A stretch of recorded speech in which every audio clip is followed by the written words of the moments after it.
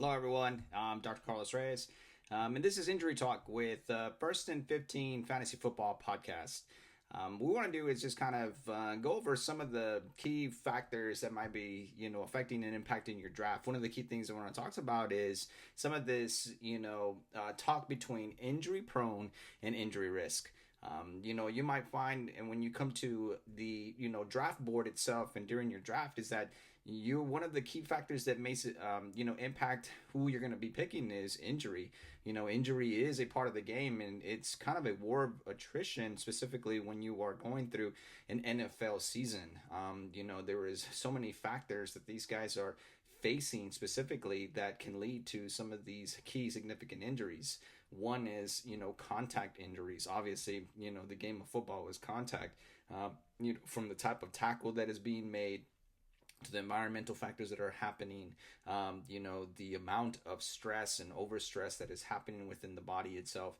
And sometimes, some of these key players kind of break down.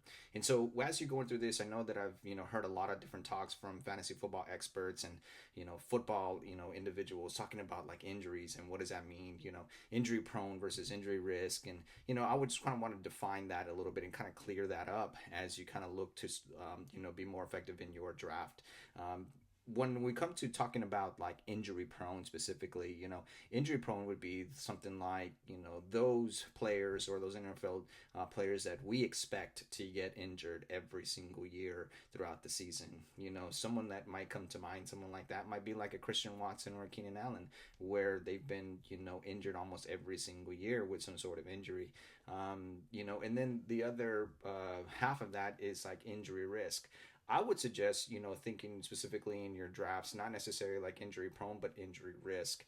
And some of the key factors that go into this injury risk would be like, the injury history. What is the laundry list of, injuries that have occurred for these individuals, and how often have they been injured? How significant are those injuries? Are they tears? Are they strains? Are they sprains, right? Like, are they soft tissue injuries? Are they, fractures, tears of the ligament, and then how much time do they have to actually recover between some of these injuries themselves? Sometimes they obviously occur during the season. If they're pretty significant, they're out the entire season, and it does affect their, upcoming performance for the next upcoming season.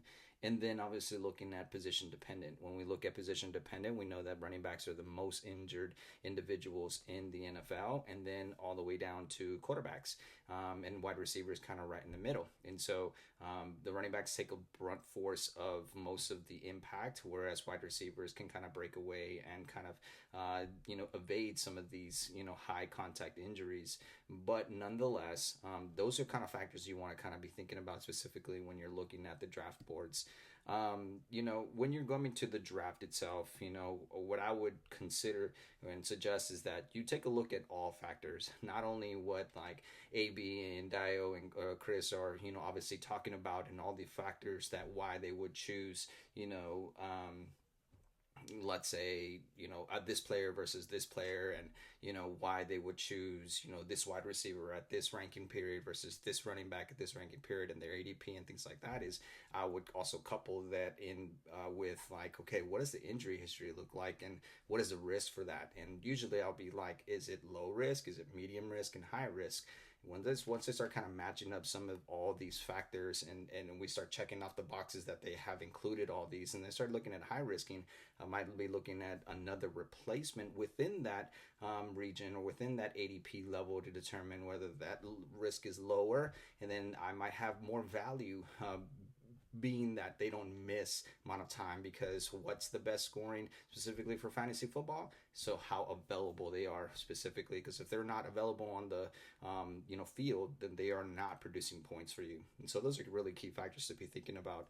Obviously, when you look at your draft, you're going to be looking at the position dependency, previous injuries. What is that laundry list? Does it every single year? Are they soft tissue? Are they non-contact? Are they contact? How significant are those injuries specifically?